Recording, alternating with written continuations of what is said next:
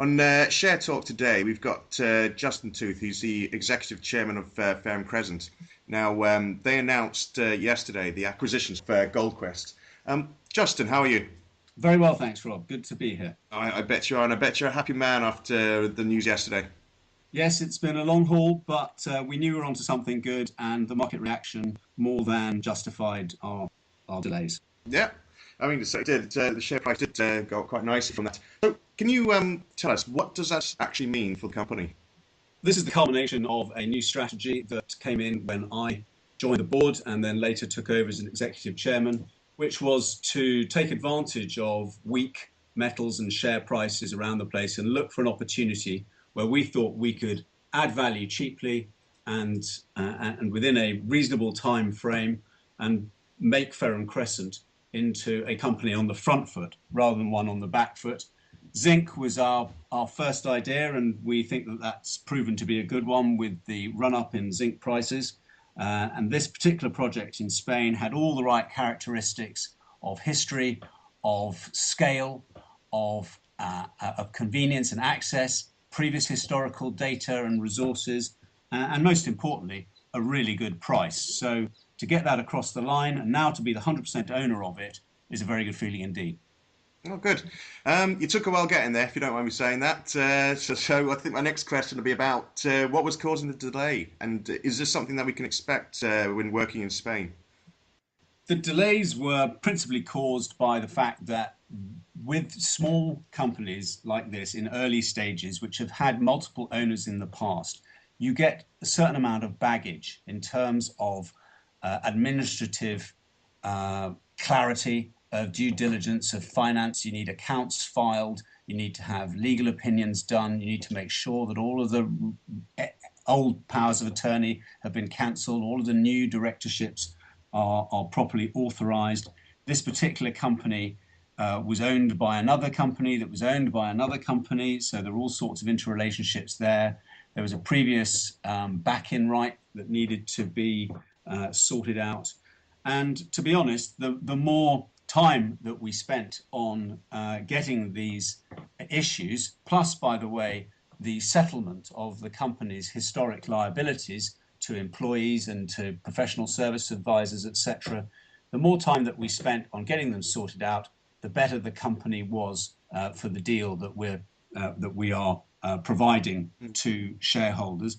I will also say that for anybody who's trying to progress anything in Spain in the month of August, you can imagine that is a bit of a write-off. I had some comedy moments myself, traipsing around collecting various stamps and apostilles and seeing notaries, etc. But look, we're here now.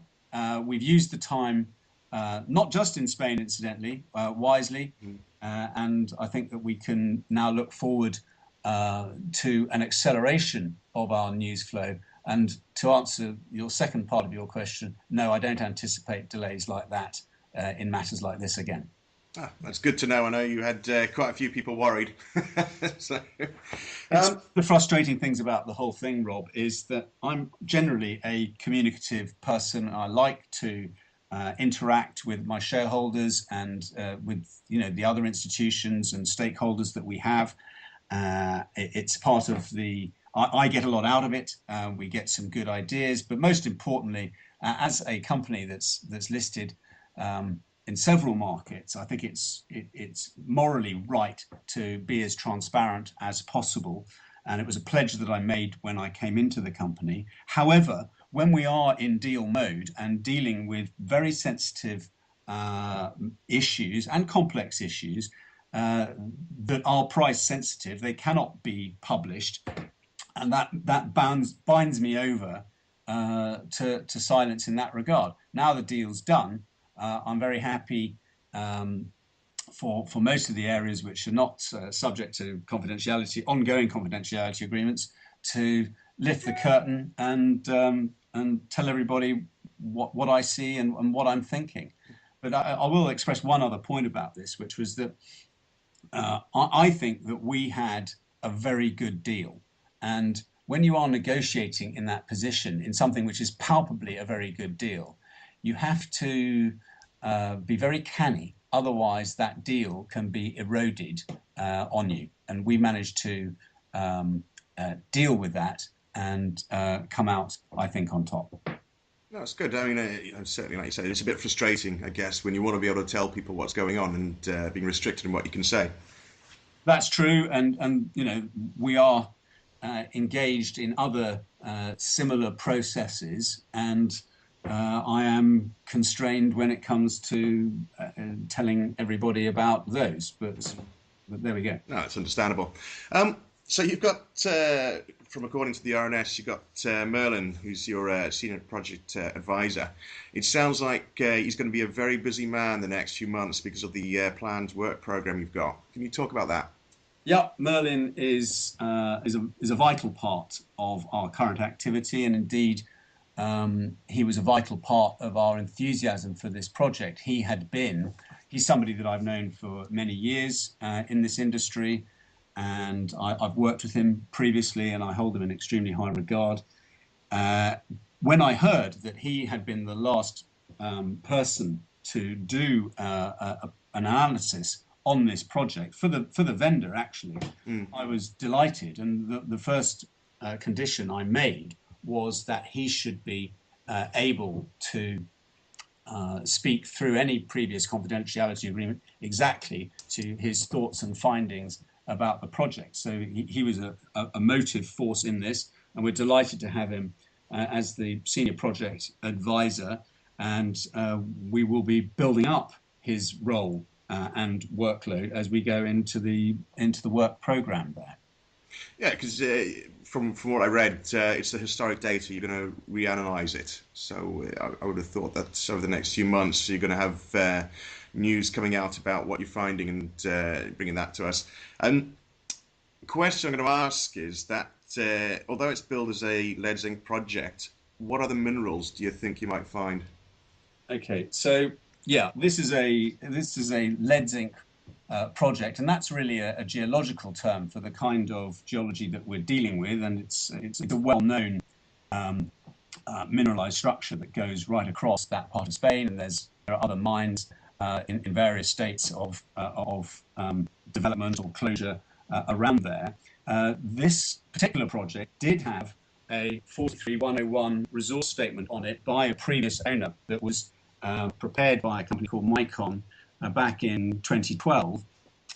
We are not entitled under the various rules that pertain to exploration companies to just trot out that data. So we're going to go back and re-establish what we think is a better, even better resource statement. But I can tell you that in that resource statement, they found good concentrations of zinc, lead, copper, silver, and even some of gold. However, I would stress that we look at this primarily for the economics of the zinc.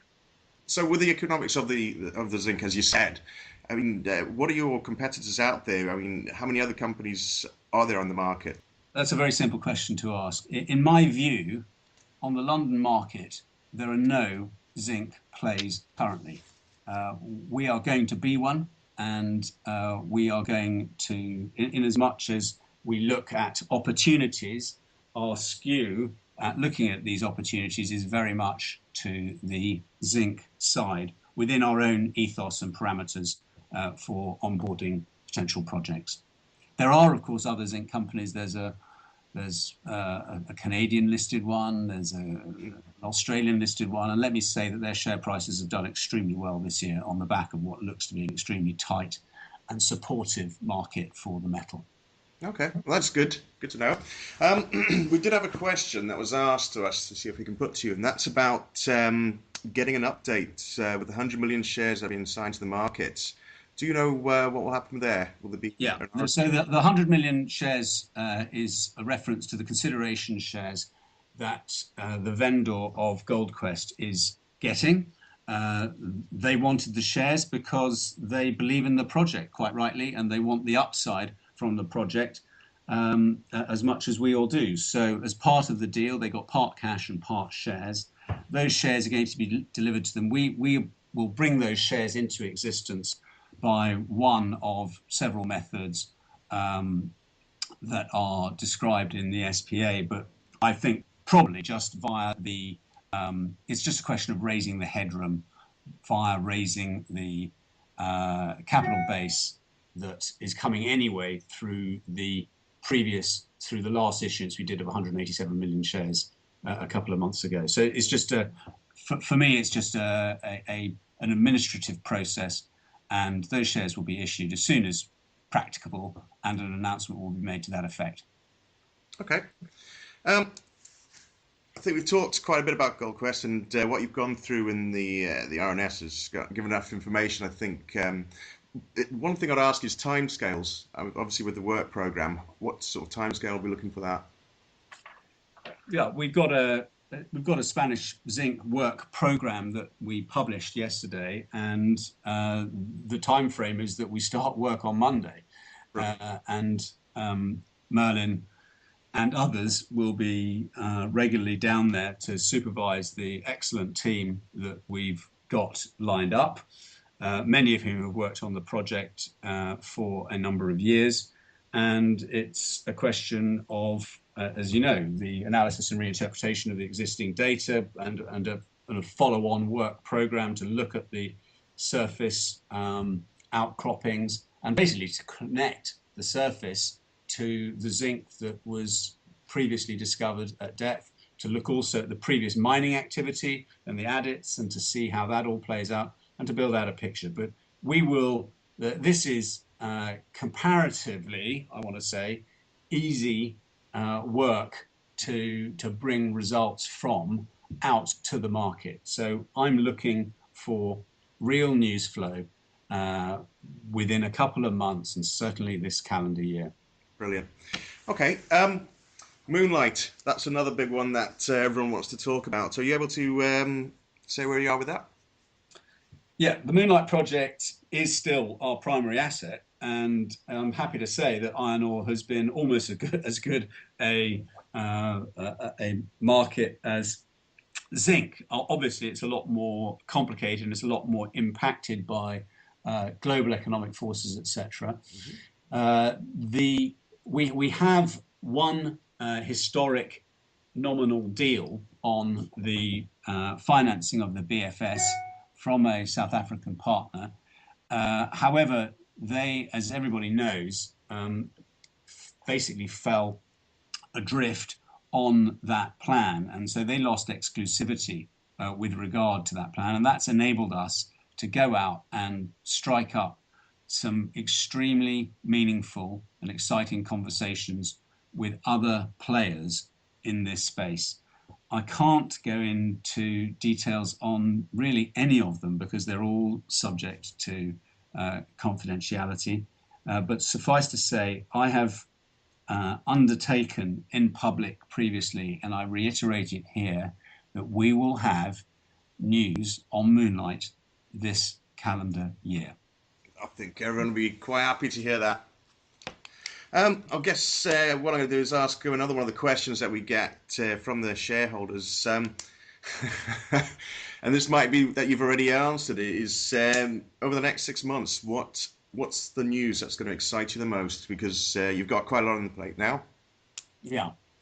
The news that I can speak to generally is, of course, I want us to show that this pick of zinc and this particular project was a winning move, and I'd like early results, as we've just discussed, to come through about our potential to develop a resource and all of the other bits and bobs that go into making a viable zinc mine of the future. I would also like to bring through one or two other deals that complement our existing suite of assets and the team that we've got. I think that Ferrum Crescent has shown that we've got a good model, that we've got good people. We have the ability to raise money, but not too much money, so we're not over diluting, we're not overpaying, and we basically seek to create value. We've put a lot of work, we've been paddling like fury underneath the surface for much of this year, and I think that we will be able to accelerate the evidence of that work and of our capabilities to the market for the forthcoming 6 months at least. No, that's good.